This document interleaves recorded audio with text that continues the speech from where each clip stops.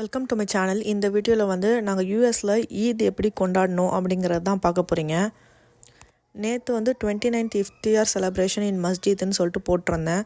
அது பார்க்காதவங்க பார்த்துட்டு வந்துடுங்க.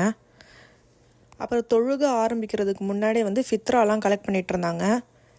முன்னாடியே கொடுத்துடணும், அப்படி இல்லைனாலும் லாஸ்ட் மினிட்ல கூட கொடுக்கலாம் அப்படின்னு சொல்லிட்டு அந்த பாக்ஸ் டொனேஷன் பாக்ஸ்ன்னு சொல்லிட்டு அவங்க அதை கலெக்ட் பண்ணிக்கிட்டு இருந்தாங்க.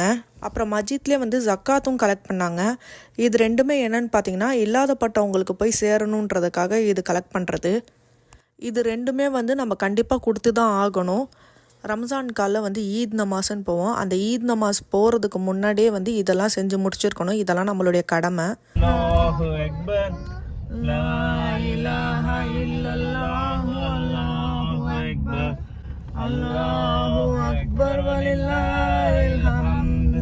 எங்கள் மஸ்ஜித்தில் வந்து 3 பேட்சாக தொழுகை நடக்கும்.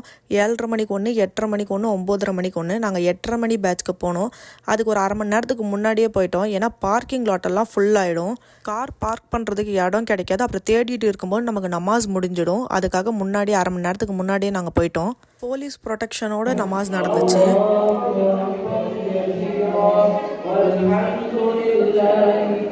ஆம்பளைங்களுக்கு தனி சைடு, பொம்பளைங்களுக்கு தனி சைடு.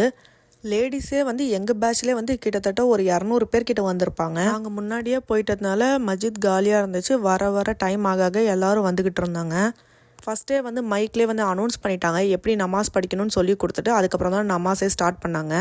நமாஸ் எல்லாம் படித்து முடிச்சுட்டு வரும்போது வந்து குழந்தைங்களுக்காக வந்து ஸ்வீட்ஸ்லாம் ரெடி பண்ணியிருந்தாங்க. அதுதான் வாங்கிட்டு வந்துட்டோம் வீட்டுக்கு. இந்த ஸ்வீட் வந்து எங்கள் வீட்டில் வந்து ஸ்பெஷலாக செய்வாங்க ஈதுக்குன்னு சொல்லிட்டு. இதில் நல்லா முந்திரி, கசகசா, பேரிச்சம்பழம், நட்ஸு, அதுக்கப்புறமா தேங்காய் இதெல்லாம் நெய்யில் வறுத்து இது லாஸ்ட்டில் சேர்த்து சாப்பிடுவாங்க. சூப்பராக டேஸ்ட்டாக இருக்கும்.